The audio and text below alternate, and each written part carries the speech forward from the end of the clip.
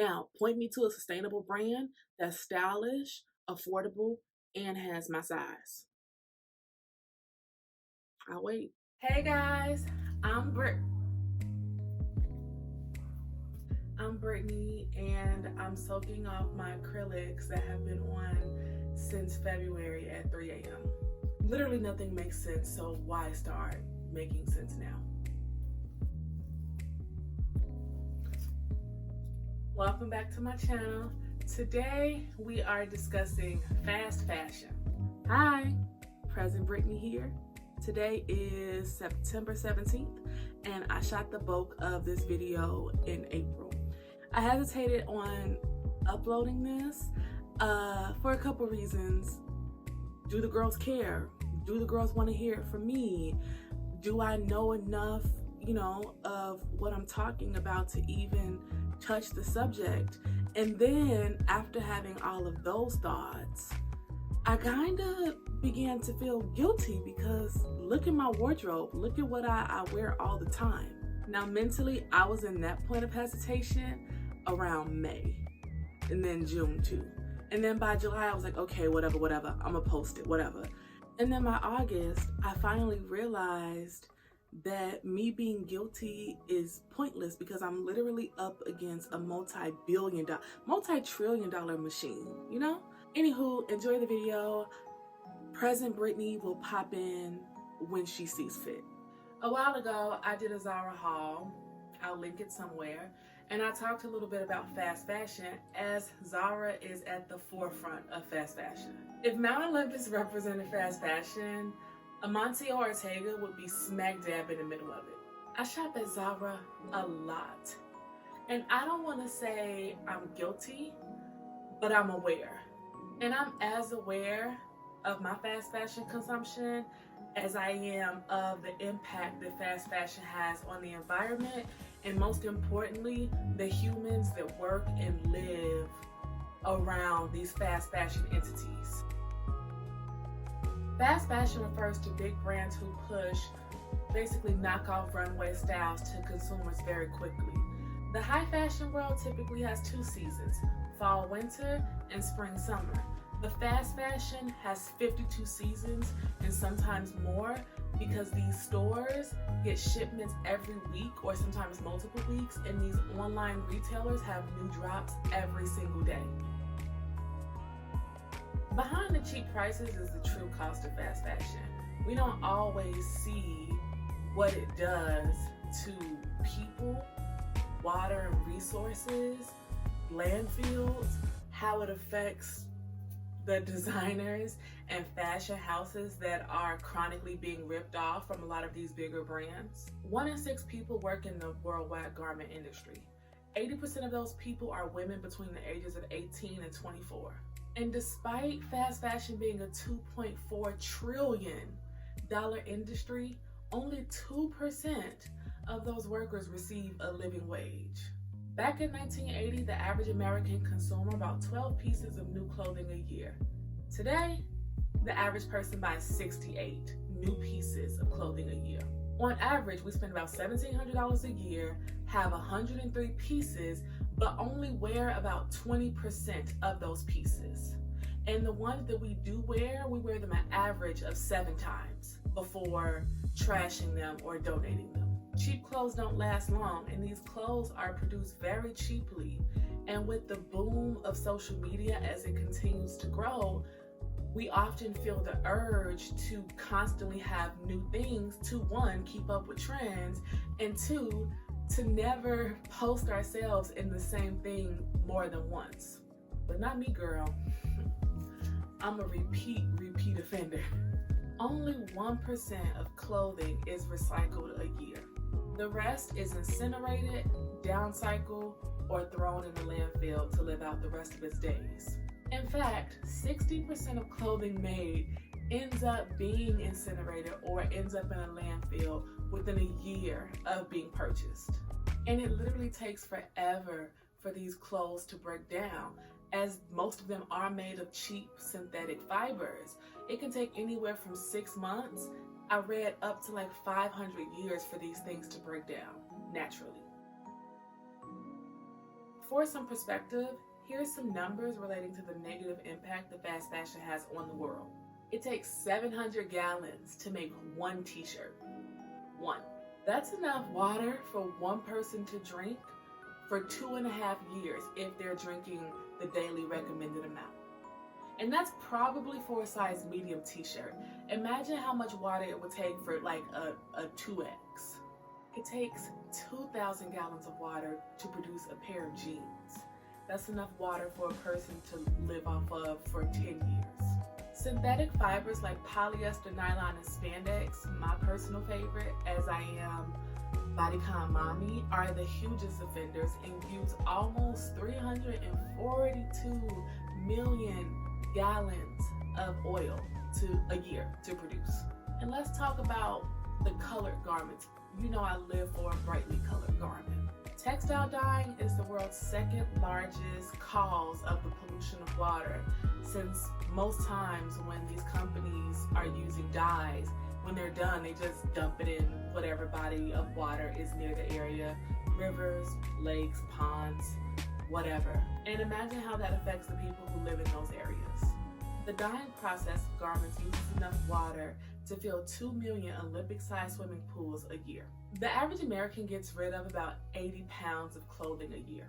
One garbage truck full of clothing is either burned or dumped into a landfill every single second. 1, 2, 3. That's literally enough to fill 1.5 Empire State Buildings a day. And then let's talk about those of us who are actually, keeping our clothes and just doing day-to-day things like washing them. Just washing your clothes releases 500,000 tons of microplastics into the ocean each year. That's equivalent to 50 billion plastic bottles. Microplastics alone is said to make up 31% of the plastic pollution in the ocean. And all this time, we've been rightfully worried about plastic bag straws and like plastic water bottles, when the fashion industry has been doing 1/3 of the damage. Fast fashion alone produces 10% of the world's emissions. That's more emissions than every international flight flown and maritime ship sailed combined. $400 billion is the annual amount of clothes discarded prematurely a year. Years ago, I watched a documentary on Netflix called The True Cost, and it went into detail about fast fashion. And of course, I knew what fast fashion was, but I didn't know these grimy details. And in that documentary, it focused a lot on H&M. It dragged them severely, and it focused on the tower crash that happened in 2013 in Bangladesh.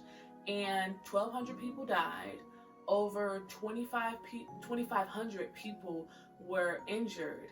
And it just spoke about the lifestyle of people who work in the garment industry, people who are mothers being away from their children for 75% of the year, the terrible working condition, the terrible wages. And anyway, y'all, I was watching this documentary and I had on just a regular t-shirt that I bought from H&M. And after the documentary was over, I took the shirt off and I looked at the tag and it said made in Bangladesh. I was sick. Anywho, immediately after that, I started thrifting more heavily and I was buying less things. So of course, after watching the documentary, I was hyper aware. I was more intentional with my purchases. I was thrifting more, just being more selective about what I was buying. And then the doll discovered that she could fit into Zara clothes. And I started wilding. I fell back into my old habits of just shopping constantly. Like, y'all, I was going into Zara like once a week or once every other week. And every time I would leave with something.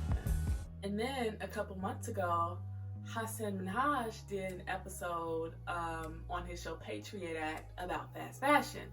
I'll link it below because it's here on YouTube. And he spoke heavily about Zara. So yet again, I was put on the Summer Jam screen. Why why are my neighbors existing at 3 a.m.? Please. You in the hood now, baby. That episode rekindled the same exact thoughts I had after watching The True Cost years prior. I have to do better. I need to thrift more. I need to be more intentional with my purchases. Yada, yada, yada. Reduce, reuse, recycle. I know we hear this all the time when it comes to sustainability in other aspects of the world with, maybe not using straws, using paper straws, which are dreadful, or not using plastic bags, using reusable bags, or recycling cardboard boxes that your Eloquent packages come in, things of that nature. We hear that all the time, but it isn't often applied to fashion because we just think fashion.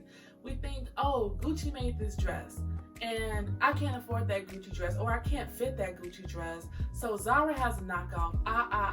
Let me go buy the Zara dress, and now I got it, and now I posted it on the gram, and now it's gonna sit in my closet for 8 months, and then 8 months later, I don't really want it no more. Let me send it to Salvation Army.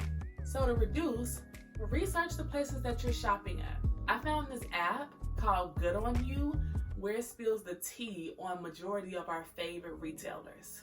It gives the girls a score, it says what their main issue is, it tells the best practices, the worst practices, so on and so forth, and they also will recommend a brand. So say if the girls are saying Urban Outfitters is basura and they don't have good practices, it'll say, okay, Urban Outfitters is trash, but if you like this aesthetic, then you may like Reformation.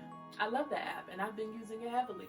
Also, you can just buy things that are more useful, transitional pieces. I live in Chicago. We have 4 very distinct seasons, and I like to get things that I can wear through at least 3 of those seasons. And then you can invest a little bit more in clothes where you can. Invest in things that last you for years as compared to a couple months. Invest in an Angora sweater or a wool sweater versus the frilly plastic sweater that starts to ball up and look like taco meat after 3 wears. Reuse. Shop your closet. Stop giving up on your stuff. Become creative and become inventive and figure out new ways to freak the dress that you only wore one time, one way. Just keeping your clothes for 9 months longer reduces the carbon footprint on that item by 30%. That's huge. And then lastly, recycle. This beautiful robe is one of my favorite things that I own, and I bought it like 7 years ago from Kelly B. And I'm pretty sure that she got it secondhand as well. And we're just breathing life into something instead of tossing it to the side and letting it rot in Kenya. If everyone in America bought one used item instead of a new one in 2020, that would save nearly 6 trillion pounds of carbon emissions. That's like taking 500,000 cars off the road for an entire year. And there's plenty of places that you can buy clothes resale. You can thrift, but that's not the only option. You can do online thrifting like ThredUp. You can do a thrift store outlet where you buy things by the pound. And no, that's the place where clothes go after the thrift store. You can invest a little bit more and do vintage stores or consignment shops, flea markets, or estate sales. For all my girls who live in like Florida and Arizona and Vegas, like all those like retirement places, I know that estate sales are booming. And I have a thrift video coming very soon. I shot it a while ago. The girl, Big Rona, she had me slumped for a bit, so I haven't even edited it yet, but it's coming. Now, please know, I'm not telling you guys not to shop. I'm not telling you girls to leave Pretty Little Things and Zara and Fashion Nova and H&M in the dust. I'm not saying that. I know ignorance is bliss, and not knowing about the terrors of fast fashion makes buying that little neon mini dress to wear one time in Jamaica for a photo easier. It makes it guilt-free. But I think it's time that we start being a little bit more intentional. And as I said in my Zara video, there's a lot of privilege that goes behind the decision to leave fast fashion alone. You have to have a certain financial situation. I mean, the main reason that people shop fast fashion is the prices. And most importantly, you have to be a certain size, or at least it's easier when you're a certain size. And we'll discuss more on that later. Okay, so clearly I didn't want to wait until later to talk about it. I want to talk about it now. So, as a fashion girl, I like to think that I inspire all body types. I mean, I follow and garner plenty of inspiration from straight size people, and I like to think that it's vice versa. However, I know that practice isn't necessarily done in return, meaning there isn't a lot of straight size people who will follow plus size people as freely as, And in retrospect, after watching this video and, going back and forth 11 times, I realized that it wasn't as centered around the plus size body as it should have been. I touched on it briefly and said I'll circle back in another video, but that just seems, irresponsible isn't the proper wording, but I feel like you can watch a million other videos on Beyonce's internet telling you how to be more sustainable and what to do and where to shop to avoid the fast fashion monster. And those are not catered to the plus body because it's hard. It's much harder. And I said, there's a certain amount of privilege to being able to shop sustainably, a financial privilege and a size privilege. It's so much more complex than it's made to be, and oftentimes plus size people in general are just completely left out of the conversation. For literally all of my how to avoid fast fashion points, there's literally a decent argument that any person with a fat body could make against those points. Thrifting, for instance, that's probably the easiest one and the cheapest one. And you say, okay, well, I'll just stop shopping so heavily at Fashion Nova and I'll start going to Salvation Army or Goodwill, yada yada, But then you get there and it's not really any plus size options. And don't get me started on like a consignment store if you have a little bit more money to spend on gently used clothes. There's not many options there either. I've perused ThredUp and they have some plus size options, but you almost have to sacrifice style, or at least your style, for the sake of sustainability. And I mean, that's a really good sacrifice to make, but it's just really unfair when someone with a smaller body type simply doesn't have to. Smaller people can go to a thrift store and come out with 5 pairs of high-waisted Levi mom jeans and an amazing broken-in moto jacket and a great French bag, and you're just sitting there looking like, oh, okay, I found these pants with this elastic waistband.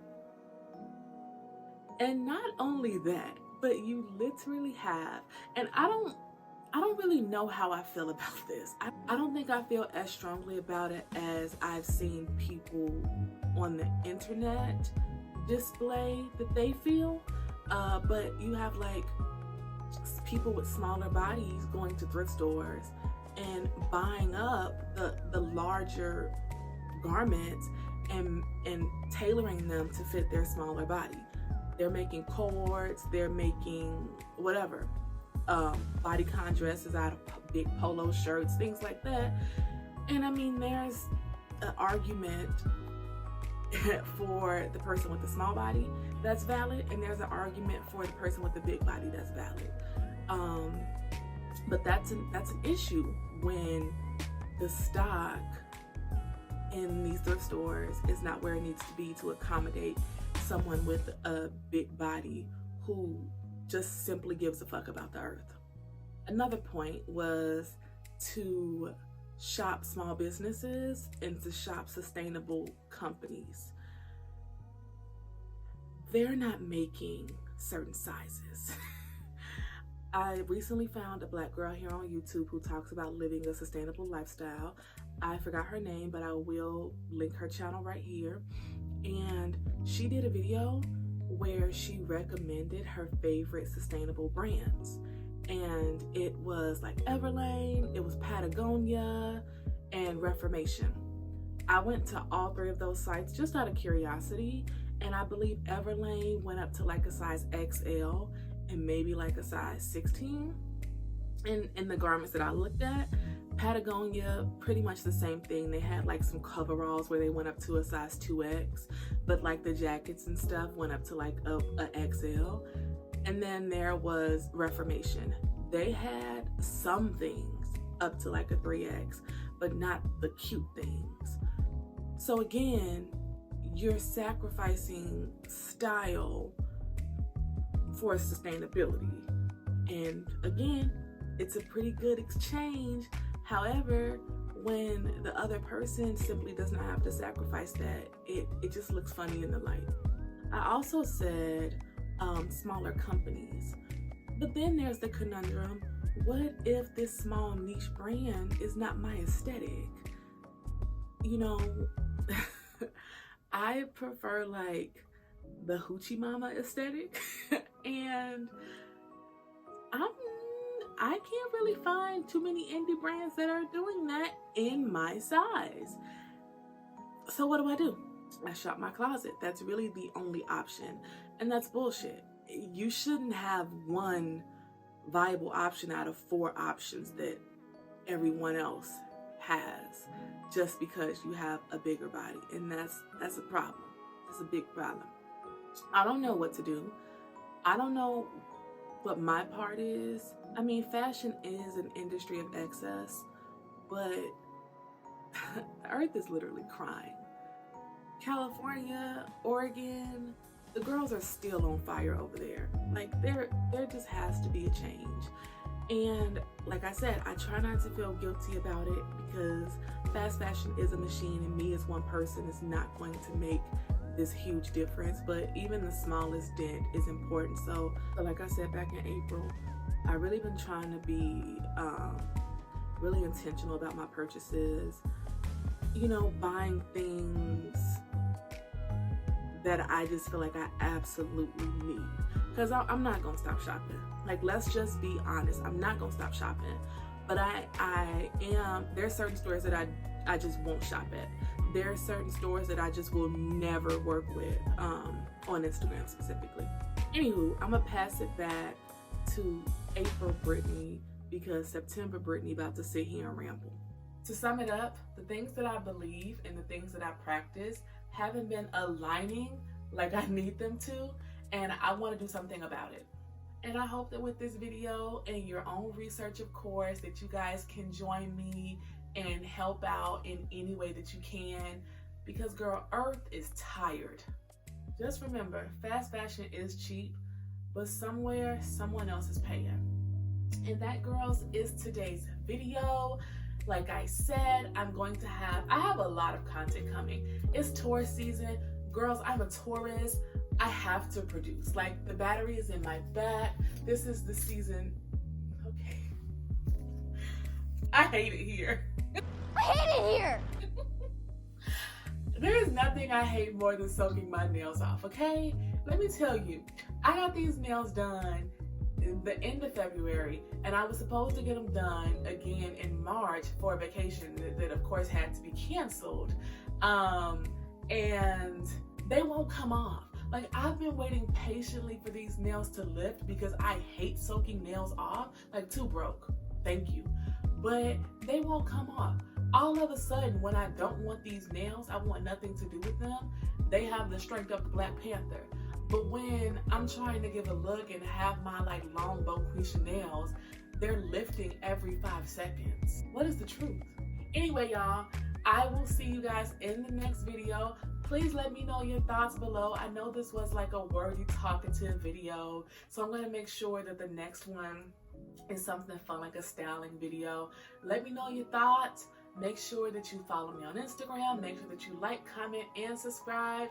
And I will see y'all in the next video. Bye.